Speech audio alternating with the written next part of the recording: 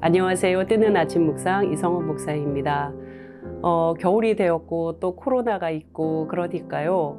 정말 우리의 활동량이 현저하게 줄어드는 것 같아요. 그러다 보니까 산책하는 거, 뭐 조금 움직이는 거, 좀 날씨 따뜻하면 해야 되겠다, 날 풀리면 해야 되겠다 생각하고 하지 않고 지내다 보니까요.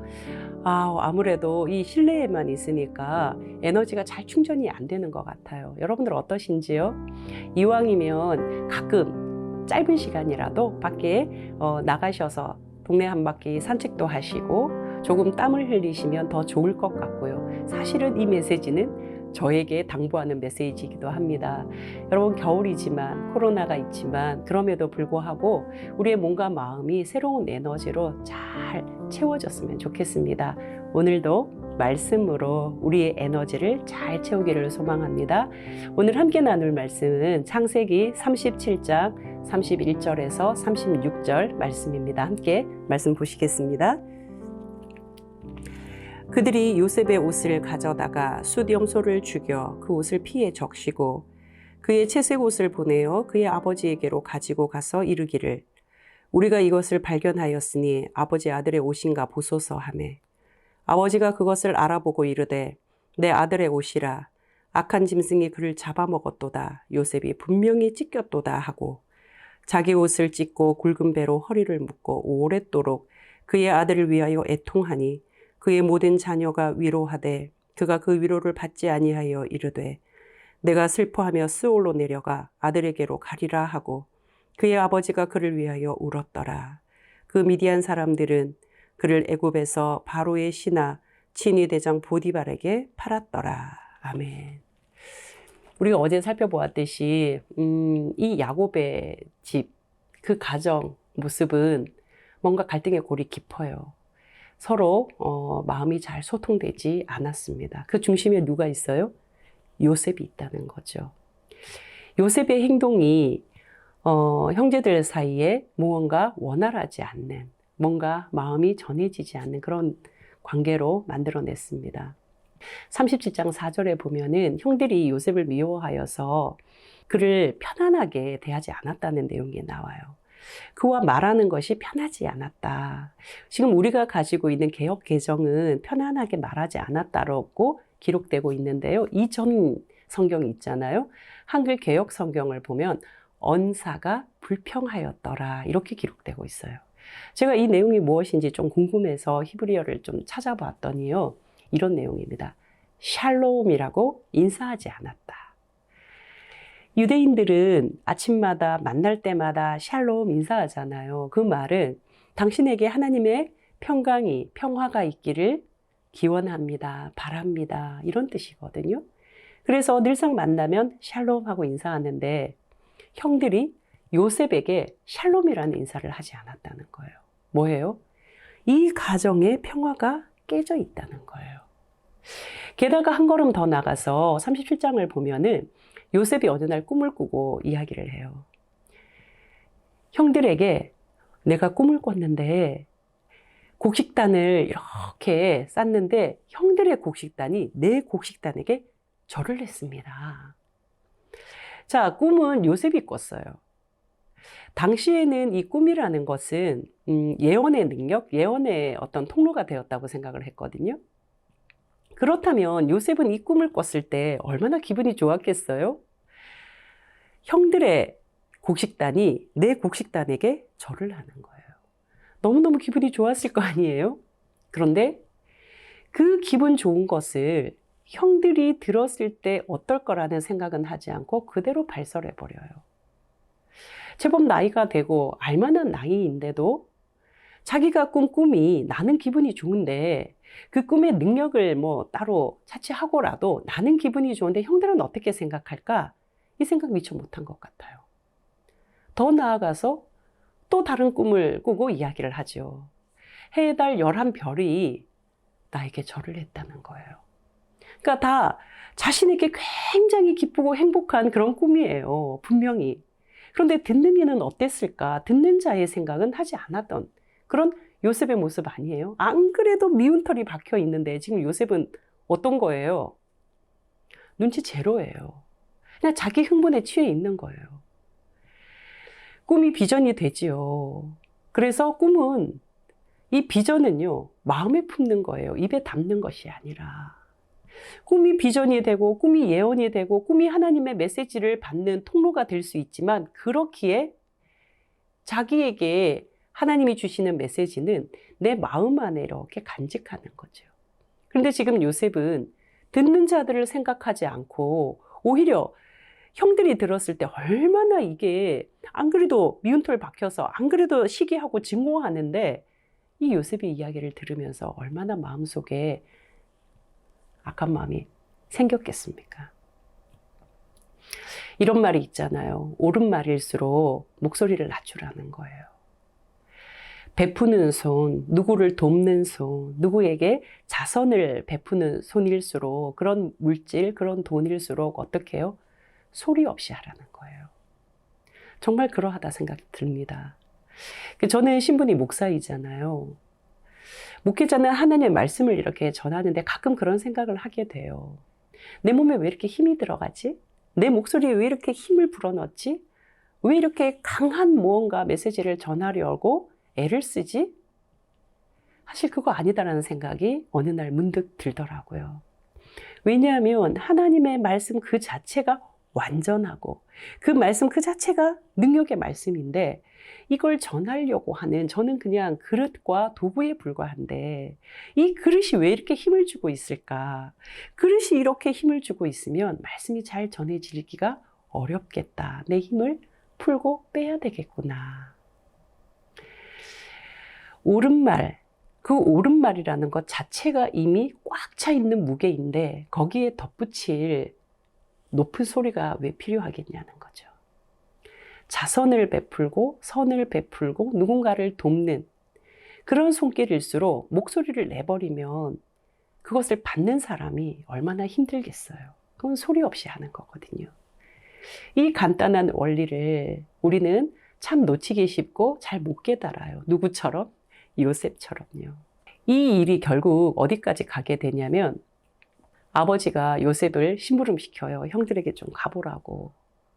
그런데 이 형들이 요셉을 바라보는 것은 어때요? 저기 저 멀리서 꿈꾸는 자가 오는도다. 지금 비난하고 있거든요. 그리고 빨리 모의를 하는 거예요. 아버지도 없고 우리만 있으니 이참에 저 눈에 가시가 돼 있는 저 요셉을 죽여버리자 이렇게 얘기합니다. 죽여서 구덩이에 쳐넣어버리자. 그러니까 이 장남인 루벤이 굳이 죽일 필요가 있냐? 굳이 우리 손에 피를 묻힐 필요가 있냐? 그냥 구덩이에 넣어놓자. 그리고 뭐 짐승에게 찢겨 죽을 수도 있고 굶어 죽을 수도 있고 성경은 물론 루벤이 나중에 구출해서 아버지께로 돌려보내겠다 이렇게 기록하고 있지요. 하여간 구덩이를 파요. 그리고 요셉의 옷을 싹 다 벗기고 벌거벗은 채로 요셉을 그 구덩이에 집어넣어 버립니다. 여기서 이 구덩이라는 것은요, 당시의 기후가 건기, 우기로 나뉘어지기 때문에 우기에는 이 구덩이가 물 저장소로 사용이 되었어요. 그러니까 우리가 생각하는 것처럼 그냥 조금 깊은 구덩이 정도가 아니에요. 입구는 굉장히 좁고요. 그 내부는 굉장히 넓은 그런 구덩이에요. 들어가면 못 나오는 거죠. 그런데 지금 건기란 말이에요. 성경을 보면 물이 없었더라 이렇게 나와요. 건기니까. 그 물 저장소에 물이 없는 그 구덩이 속으로 요셉을 집어넣어 버린 거예요. 그 후에 루벤이 잠시 자리를 비운 사이에 어떻게 해요? 이 형들이 지나가던 상인에게 은 20을 받고 요셉을 팔아 넘겨버려요.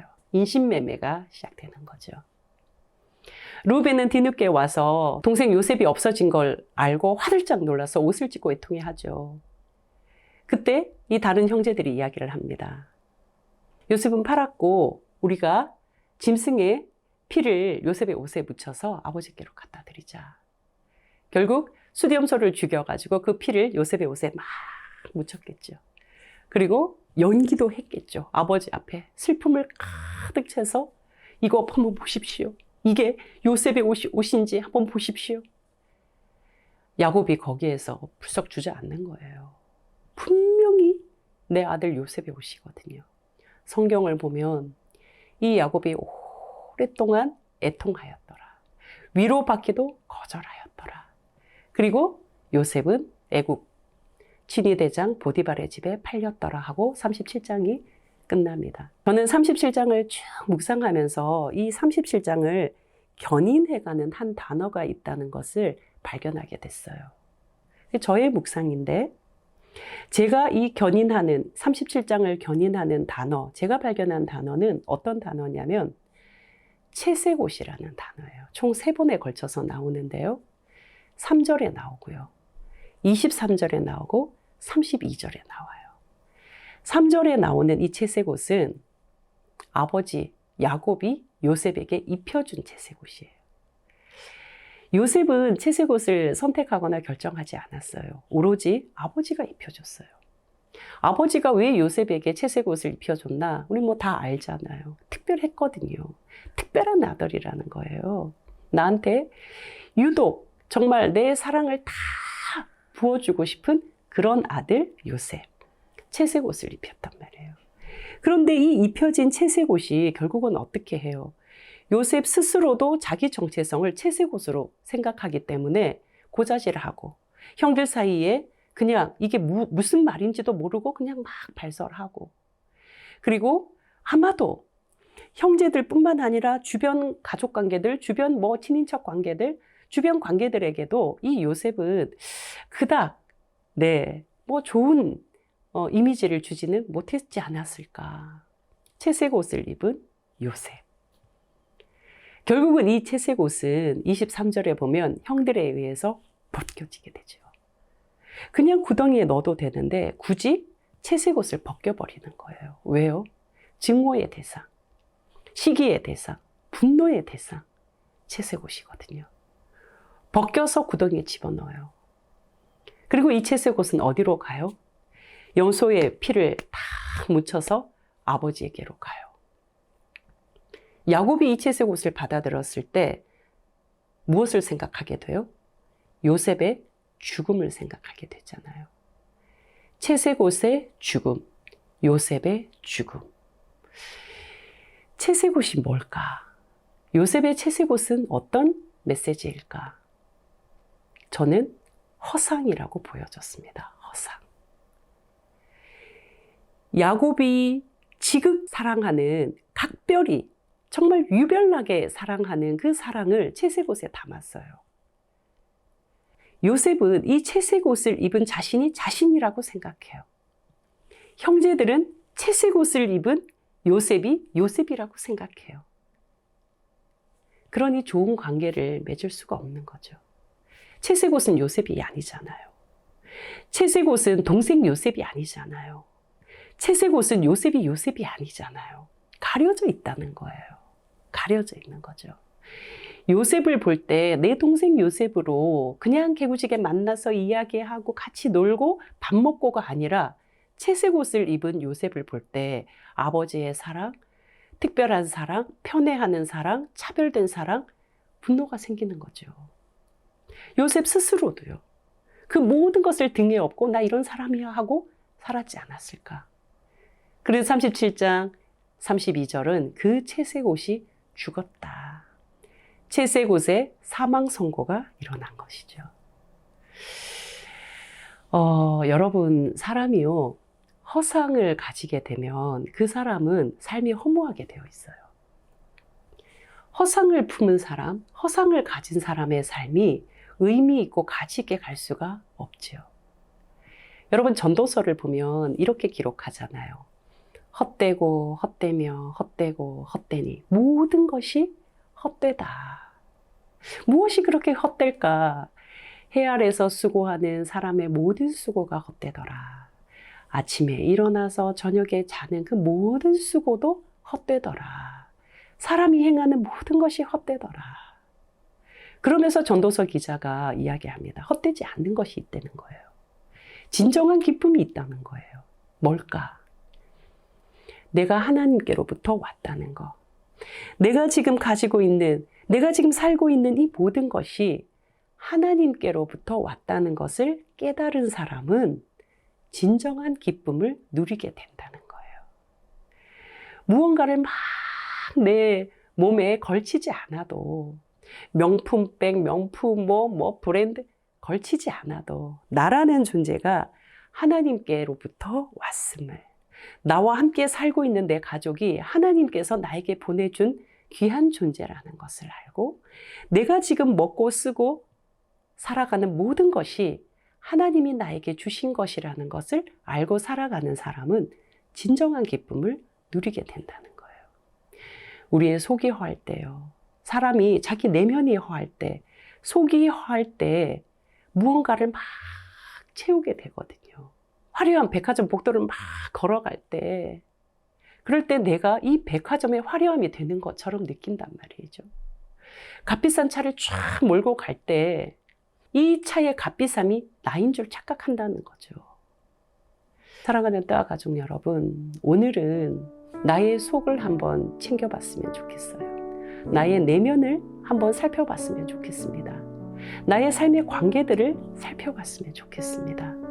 허해서 허상으로 채우고 있는 것은 아닌지 살펴보는 오늘이 되었으면 좋겠습니다. 바라기는 허상으로 내 삶을 채우지 않고 참 진리이신 예수 그리스도, 그분으로 내 삶을 꽉 채우는 오늘 하루가 되었으면 좋겠습니다. 대림절 마지막 시간을 우리가 보내고 있습니다. 주님이 오셨습니다. 주님이 오십니다. 바로 우리 곁에 오시는 그 주님을 바라고 기대하면서 허상을 다 끊어버리고 오직 참 진리신 예수 그리스도를 마음에 꽉 채우는 오늘 하루가 되시기를 주님의 이름으로 축복합니다. 기도하시겠습니다. 사랑하는 하나님, 나를 이 땅에 보내신 하나님의 사랑, 하나님의 은혜를 기억하며 오늘 하루 내 삶에 버블과 같은, 거품과 같은 허상은 없는지 잘 살펴보고 묵상하고 돌아보는 하루가 되게 하여 주시옵소서. 그래서 참 진리이신 예수 그리스도를 내 마음 중심에 모시고 하나님이 보내주신 내 가족들, 하나님이 만나게 해주신 내 이웃들, 하나님이 살게 해주신 내 삶의 모든 자리들 소중히 여기며 아끼며 배려하며 존중하며 사랑하며 살아가는 오늘 하루가 되게 하여 주시옵소서. 바라옵기는 이 겨울철에 몸이 힘든 우리 환우들, 삶의 문제들로 어려워하고 있는 또 우리 지체들, 그리고 멀리 군대에서 군복무로 훈련하고 있는 우리 믿음의 아들들 하나님 지켜주시고 인도하여 주시고 보호하여 주시옵소서. 예수 그리스도의 이름으로 기도합니다. 아멘.